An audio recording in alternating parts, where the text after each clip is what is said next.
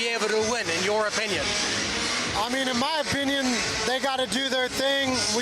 You can't let the moment become bigger than it is, right? I mean, they got here week after week executing, doing their job, and you know, speaking from a little bit of experience, it's just don't make the moment bigger than it is. Right. Execute in the moment, and when the big moments come to you, you take advantage of them because you know you're ready for them. You don't allow the moment to be too big. Absolutely, and on that note, the Free Jacks are here for their first time in a final. Them well, they have earned their spot and their place with a 14-win record. Of course, Eastern Conference champions. Everything that they have done has led to this moment, but of course, they know that, and they're going to stick to their game plan, keep their heads down, remember the moment is important, and deliver when the moment is right. That's right. Absolutely. Nate, I wish you and your team good luck for the MLR Championship. Do you have any last words that you'd like to share with the fans who came out as far as they did here to Chicago to support your side? I'll say this is just the beginning, and then I'll say go Free Jacks. Go Free Jacks. That's the message. We'll see you around soon enough. All right, thanks, Ty. I mean, you guys, we don't want to cut Danny Lee short, but when you've got Nate Ebner, owner of the New England Free Jacks there, I mean, you got to cut that short. But right now, we are partying. We are getting ready to wrap this down. Thank you for joining us for this party today. We've had a good time at the block party, hosted by the Chicago Hounds. But we can't get out of here without picking winners and letting Matt do his little thing. So what do you got, Matt? All right, so the rugby odds, we were conflicted. John Bradshaw Layfield, the WWE wrestler, and King Gift Belu, they picked San Diego to cover the points. I think New England's going to stay within the points and maybe win. What about you guys? I'm going with New England. I'm going with San Diego by 5. And in large part, again, it goes back to something I mentioned earlier. I think they're really patient in attack. They don't panic. And then when they see their opportunities out wide, especially on a little wider pitch, they are absolutely ruthless. They put the dagger on you, and then when they see the opportunities, they keep putting on the points. Again, I see them putting distance between the teams, at least in that 55 to 60-minute range. Okay. DJ, I really want to hear what you have to say on this.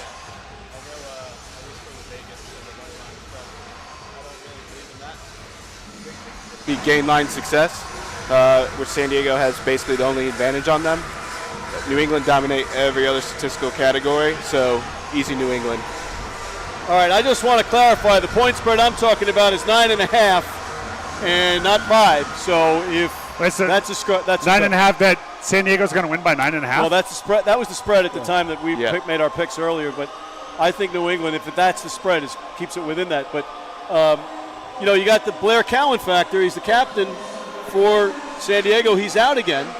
I'm tired of that. We talked to the pre-production meeting. Come on, man. It's a factor. Yeah, but you know what? I mean, he is a big part of it, right? They let a big a thank you to Sparky. You had a fight with Blair Cowan. He doesn't want to talk about him. The what? I said you had a fight with him, and you don't want to talk about it. I know. We got to move on from that. I know.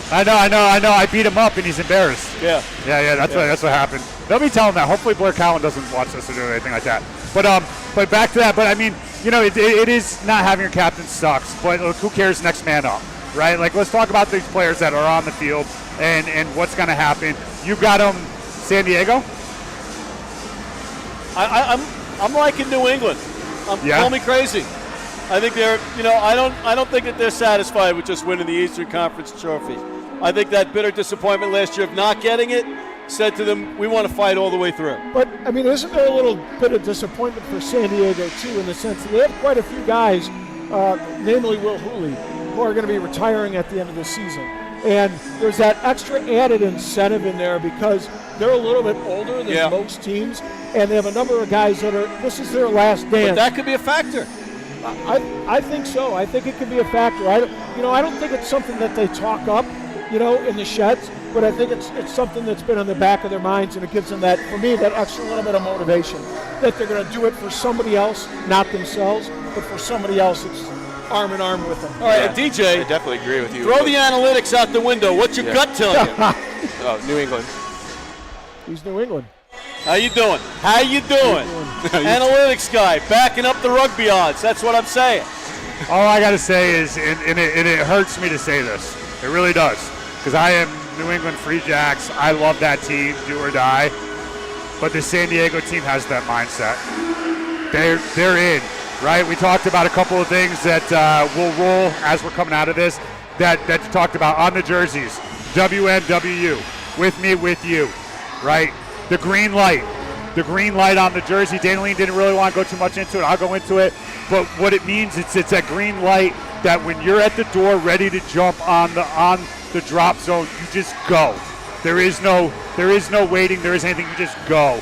And so Bo, who somehow owes Matt McCarthy drinks, which I've never met anyone that owes Matt McCarthy drinks. That's a different show. That's a different thing. But like his influence as a recon Marine on this team and getting to talk with him about the mindset. Because I asked him, I said, when the Hounds were here playing, all of a sudden out of nowhere I hear 1, 2, 3, a military cadence as they're warming up.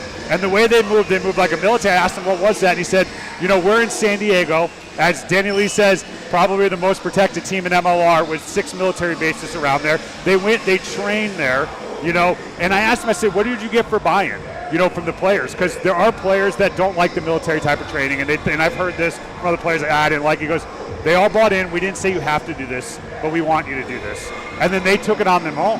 All the things that they're doing that were inspired by their military training and the camp that they've done has translated in organically into how they run the team, how they operate it, right?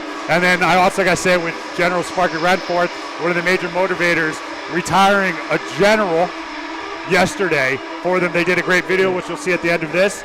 Like, that mindset and that I just can't see San Diego losing this game as much as I want New England to win. Yeah. And you have Blair Cowan out as captain. That guy's out. Sometimes for me, when you have two really, really good teams like this, and the difference between them is so marginal. Marginal gains come into play, and sometimes those are the mental aspects of the game. And so for me, things like that green light, it's like it gives a team the ability under pressure in the middle of the game where a coach can't jump in to just kind of turn on that mental edge and give them a refocus and an energy to go to that next phase, to get ready after a line out and prepare yourself and your team mentally to take that next step. And so for me, I love those little pieces that are built into this game because I think both teams have them. But, I like what San Diego does there with that green light. 2 quick points. For those of you that just tuned in this part of the show, who won the boat race between who won the boat race? Who won the boat race, producer? Who won the boat race? So out in the parking lot, we don't know. We had a boat race between Jack's Rangers. Jack's Rangers and the cohorts from San Diego. And Jack's Rangers won the boat race, which could be a foreshadowing. I think that's because, and shout out to Matt Cartwright for organizing that, and of course Bruce Dorr, Tighthead Brewing for supplying the beer. But it was a great event. But nevertheless, I think Matt Cartwright was the difference maker in that one because he can put it away. So Matt Cartwright is responsible for the Free Jacks winning today in San Diego. Right. And the best part about this, aside from thanking you for your service, respectively, is that we have the panel split. And that's how great this game is, right? The 2 best teams, East Coast, West Coast, we're split up here. That's how exciting this thing is. All right, well, hey, and we're getting ready to wrap it down. But I think first what I got to do, guys in the Hawaiian shirts, come around here. All right, I want to thank these guys right here. This is the Rugby Club. Support them. Made it to the NCR National Championship Final 4 this year. These guys are doing great things. Sal, he's running the program, like really taking them far, organizing all this. They set all this up. There's no way we could have done this broadcast today without the hard work. There's a couple more running around as well, too, that were giving these mobile shots.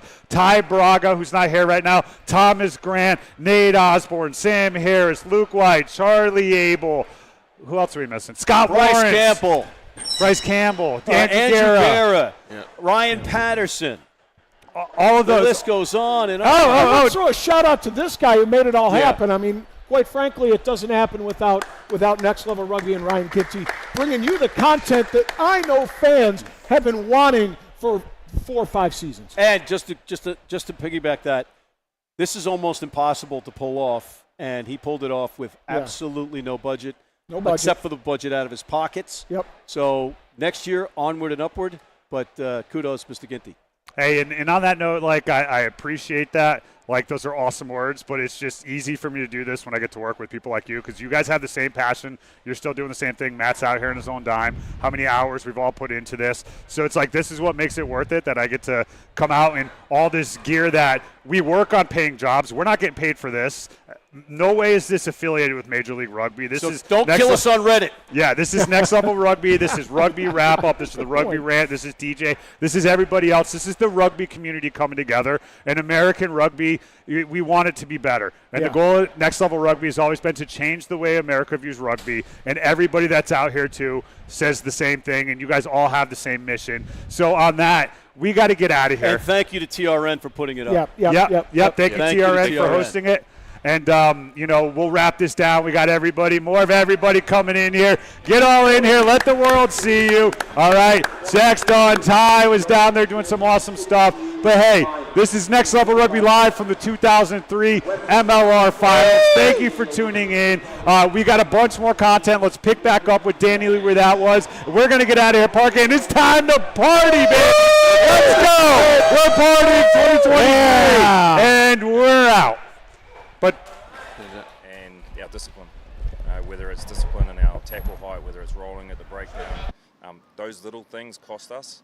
And there's going to be penalties that are going to be given away in a game. Like you've got to push at times, and you've got to keep the pressure on the opposition and on the referee. But it's more the penalties that are not necessary. Those little dumb penalties, I suppose. We call them DAPs, dumbass penalties. So those DAPs for us are things that we need to not have involved in our game, and we've put a lot of emphasis on that in the last couple of weeks. Showed last week, and hopefully it's the same tomorrow. Nate the Great Osberger's talked about keeping your head in the fridge, and that's one thing I found really wonderful about watching you guys play. You don't feel pressure throughout the game of having a tight game. The boys just kind of continue to play and work themselves through the match. Is that something that, again, is emphasized, or is that something that comes from the personnel and the coaching staff that you just kind of have developed over the course of the season? Yeah, I think it's more around the guys trusting in each other, that they know when they get things right, whether it's at the 40-minute mark or whether it's the 78-minute mark, trusting in the guy next to you to be able to do his job, trusting that process of being able to get back on the front foot and come away with points.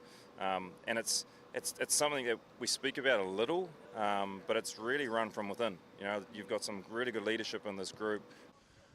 What's going on, everybody? Rob Hammerschmidt, and I am here with the captain of the San Diego Legion, Marcel Brocchi.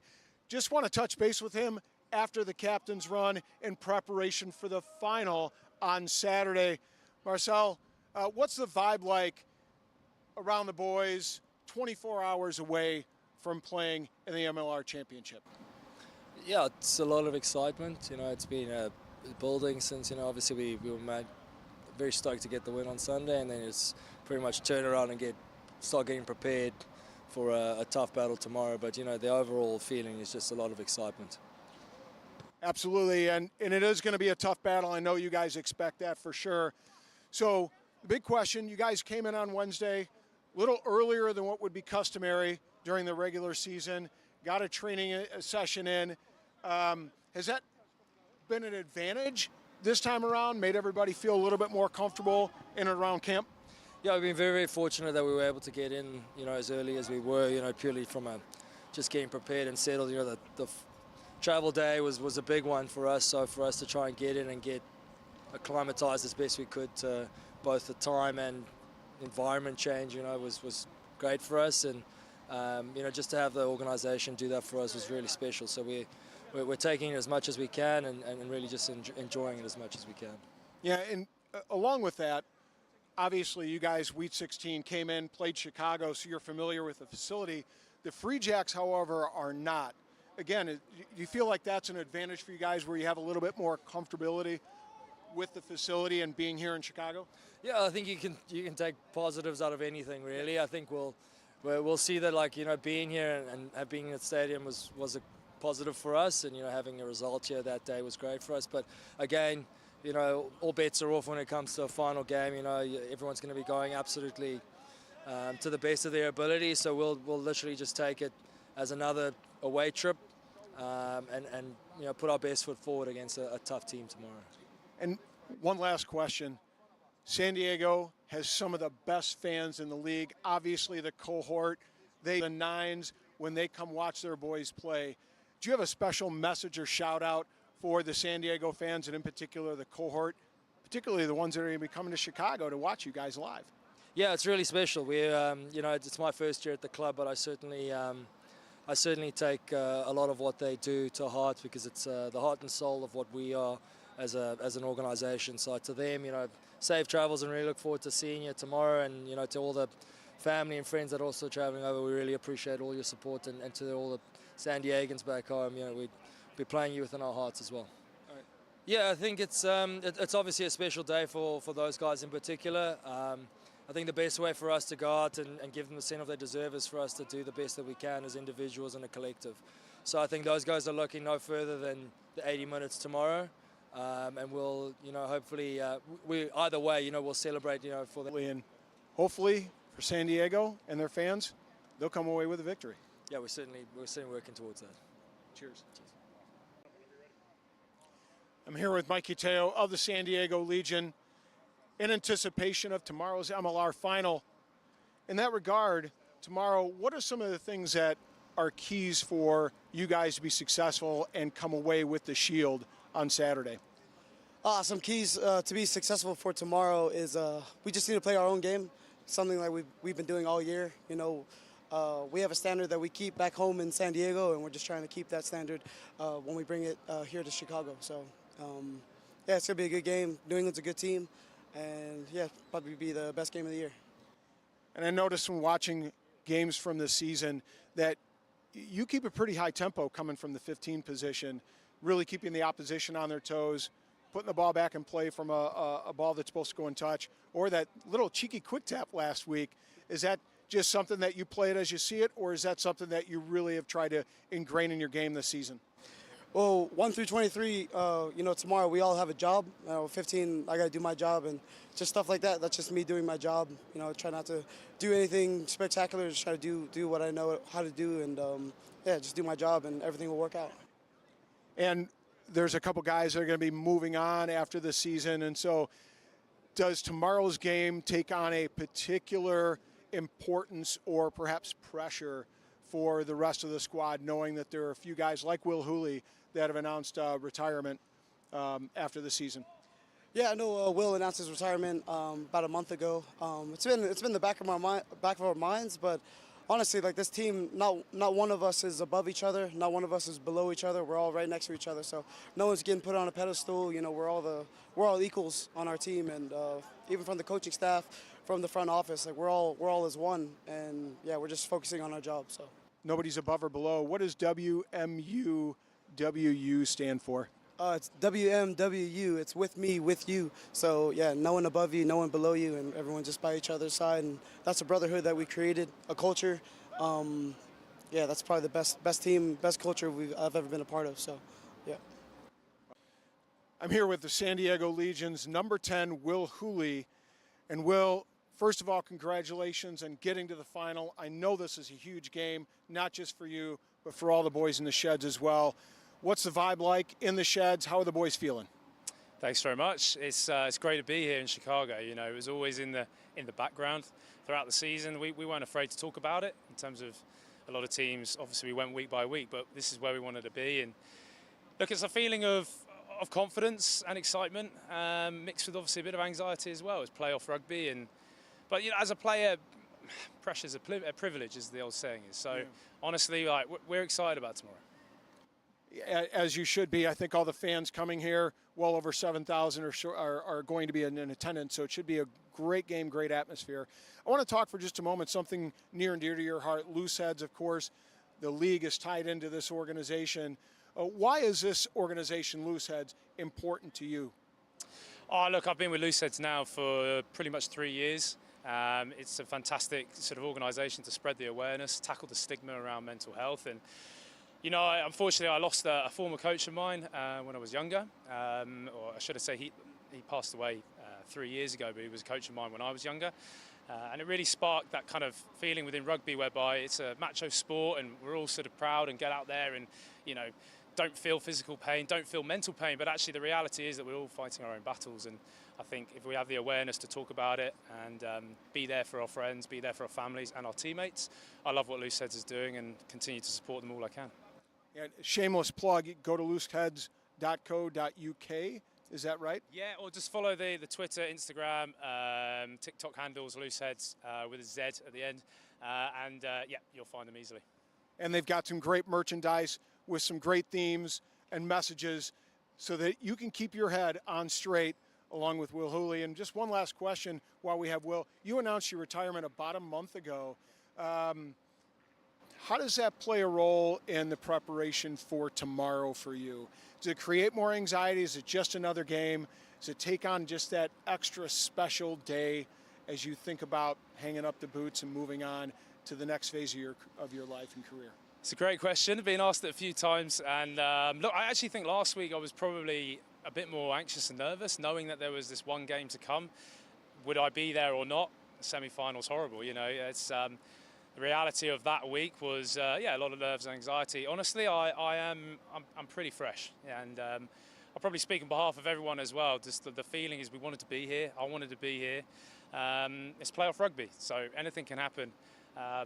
But look, it's been a journey for me, nearly 12 years in the pro game, and I know that tomorrow doesn't signify what my career is. It would obviously help, but knowing that my loved ones are here and my friends and family obviously watching back in the UK and then here in the US, and you know, I'm always doing it for them, doing it for my teammates. I love this group, and I couldn't literally picture a better place to finish my career at. Well, we certainly appreciate all that you've done for the game here in the United States. You're leaving this, the jersey and USA Rugby as a whole in a much better place, and we are forever grateful for you for everything that you've done for our game. That's very kind. Thanks very much. Cheers, mate. Good luck tomorrow. Thank you very much. Hey Sparky, it's Marcel and Blair Cowan here from the San Diego Legion. We heard that you're finally hanging up the tactical boots and going to enjoy retirement. On behalf of myself and the rest of the boys, we just want to send a massive thank you for all your service and hope you enjoy some fresh time on the golf course. They're getting pretty lit on the 19th.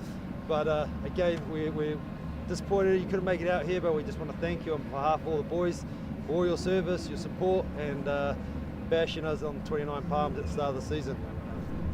Yeah, thanks so much, Sparky. A lot of what you introduced to us in your speeches we've been living this year, and we're going to the final with a lot of those messages as well. So again, congrats on a stellar career and all the best in return. Legion!